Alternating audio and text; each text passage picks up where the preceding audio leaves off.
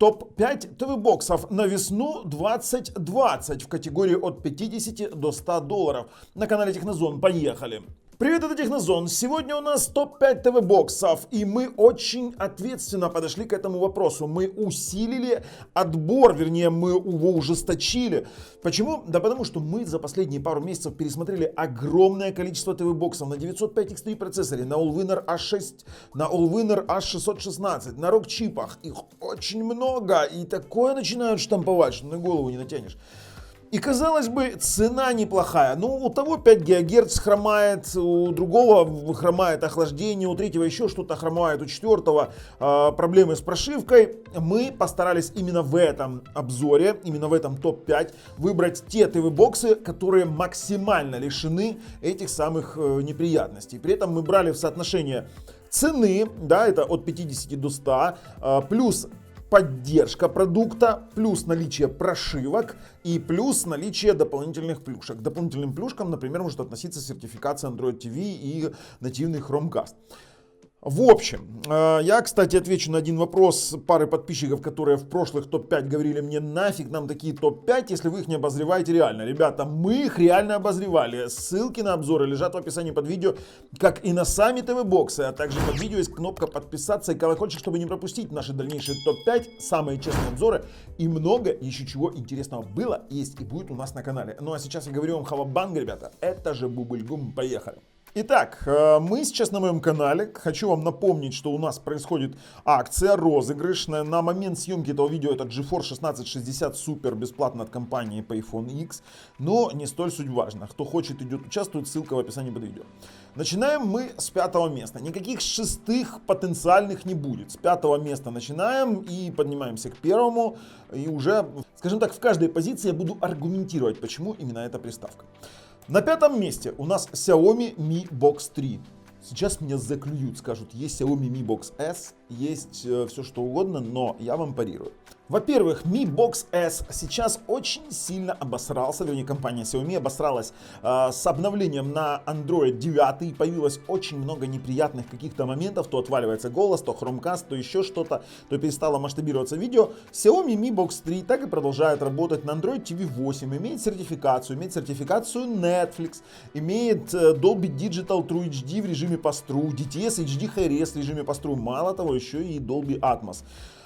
Вот такой вот интересный ТВ-бокс. При этом он оснащен Chromecast нативным, он оснащен именно лицензией Android TV, у него есть голосовой поиск, он абсолютно стабильно работающий. Стоит он $66.99, если мы его еще можем найти, если вот мы вам даем ссылку, то советуем брать, потому что реально ТВ-бокс неплох.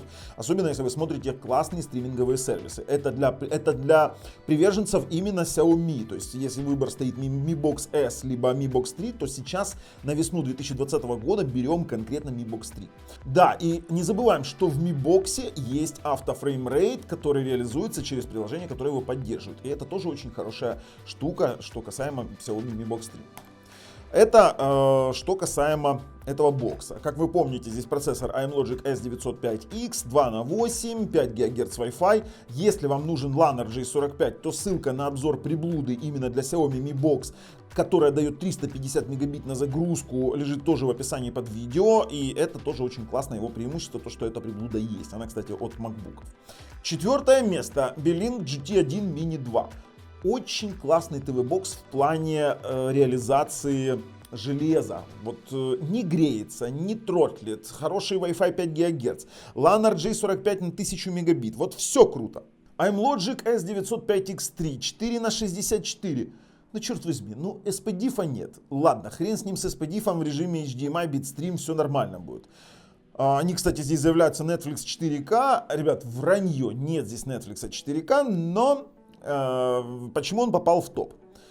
Стабильно работающее железо. Минимум жалоб именно на железо. И при этом наличие прошивок от Super Celeron, от Alvatech, на Android TV платформе, возможность установить Chromecast через Cast Receiver, обзор которого мы делали. И совокупность этих всех преимуществ ставит его в наш топ на 4 место. И на 4 место он именно из-за того, что у него нет нормальной поддержки от самого производителя. Это минус, это реальный минус. Но при этом TV-бокс мы реально рекомендуем, он реально действительно неплох. У него iMlogic S905X3, как я уже говорил, есть USB 3. И здесь у меня как бы вообще вопросов к нему нет. И, кстати, вот я делал обзор на прошивку на Android TV от Alvatech, мне очень понравилось. Но что же может быть тогда лучше, если я его так расхваливаю? А может быть лучше Micool KM9 Pro. Именно Micool KM9 Pro. Не Micool KM3, не Micool KM9 Pro Classic, не Micool KM3 на 4 на 128. Объясню почему. Дело в том, что я уже делал выпуск, тоже обзор прошивки для этого Micool KM9 Pro, где вы можете установить Android TV 9 с автофреймрейт, что позволяет получить на сертифицированном Android TV права root. При этом вы можете установить автофреймрейт через программу FRD, и у вас будет, по сути, Android TV, сертификат с хорошим охлаждением, с Wi-Fi 5 ГГц, с Wi-Fi 2,4 ГГц, да, LAN RJ45 сотка, но действительно Wi-Fi 5 ГГц здесь неплох. Bluetooth голосовой пульт, и сам по себе этот Micool Android TV, он неплох. У него 905X2 процессор, а это стабильный процессор, он меньше греется. У него нет сертификации Netflix, но у него 4 на 32. Почему нет Micool KM3, почему нет Micool KM9 Pro Classic? Да потому что там постоянно вылазят какие-то глюки с установкой этой самой прошивки с Android TV 9 с root и AFRD. Что у нас еще есть интересно в этом самом Micool? У нас есть Wideline L1, у нас есть HDCP, у нас есть Google Cast, нативный Google Cast. Вы можете без проблем смотреть стриминговые сервисы, такие как Ivi, Megogo, с расширенным контентом. И, в принципе, этот TV-бокс мне очень сильно этим нравится. Кстати, он очень дружественный. У меня у дочки стоял Micool KM9, и ей очень нравится. Кстати, у нас вот Micool KM9 Pro, у нас у монтажника нашей студии тоже стоит Micool, доволен, как не знаю кто. Но это заслуженное 3 место. Если вы не согласны, пишите почему. Будем обсуждать в комментариях. Попрошу, кстати, воздержаться от вот этих вот гневных матов, потому что вроде и комментарии нормальные, но когда начинают гнуть маты, мы их удаляем, мы вынуждены, потому что политика Google по демонетизации видео именно зависит от матов.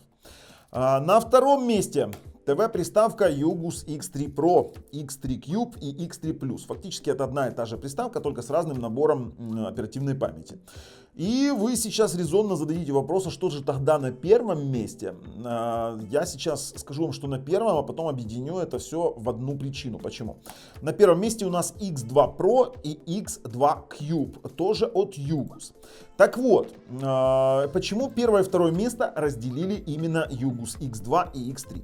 1 место у Yugus X2, потому что у X2 нагрев меньше, хотя и производительность всего лишь на пару процентов меньше, но он более стабилен. Меньше жалоб у меня в комментариях по поводу каких-то граничных вопросов с перегревом в супер тяжелом 4К контенте с торрента онлайн. Именно поэтому он идет на 1 место. Но в целом они заняли первые 2 места по причинам. Давайте так. Допиливаются постоянно прошивки. Буквально на днях уже выйдет 0.3.0 прошивка. Это раз. Во-вторых, наличие Dual Boot прошивки Core Elec. Это 2. Третье. Наличие лайв-чата, живого чата в телеграм-канале с поддержки. Это живой чат поддержки Yugus, где вы можете оставить свои пожелания, где вы можете пожаловаться на что-то и там попробуют решить вашу проблему. Сообщество, которое там уже есть, это 3. В-четвертых, самые большие возможности прошивки, которые есть на этих самых ТВ-боксах, это Samba сервер, CIFS клиент, это автофреймрейт, это различные мониторинги в шторках, это работающая шторка, рабочий абсолютно навигационный бар, LAN RJ45 в 1000 мегабит, Wi-Fi 5 ГГц неплохо работающий, Wi-Fi 2,4 ГГц, при этом сменные антенки, которые можно усиливать, и выносной датчик инфракрасного порта. Ребята, очень много преимуществ, поэтому это конкретно 1 и 2 место. Все обзоры на эти ТВ-боксы лежат в описании под видео. Ссылка на чат, на лайв-поддержку этого самого Yugus лежит тоже в описании под видео. Вы там можете найти последние прошивки, вы там можете получить помощь, и это все формирует их первые 2 места. Но я вам честно скажу, я бы брал бы X2 версию Pro или Cube, чем X3. Вот так вот, такое вот мое решение. И я советую сразу переходить к выводам. Выводы. Мое решение однозначно. Если вы с ним не согласны, давайте вступать в дебаты. Все ссылки на продавцов проверенные, они все отгружают товар. При этом все обзоры тоже есть. Ребят, мы рекомендуем эти топ-5 на весну 2020 года. Если что-то изменится, мы через месяц сделаем повторный топ. Если не изменится, то этот топ будет активным и будет абсолютно актуальным до того момента, пока не появится новый топ-5 в категории от 50 до 100 баксов. Если вам нравится то, что мы делаем, ставим пальцы вверх. Если нет, пальцы вниз. Обязательно подписываемся, потому что вы пропустите следующие топы 5. И это был Бабл на канале Технозон. Пока, ребят.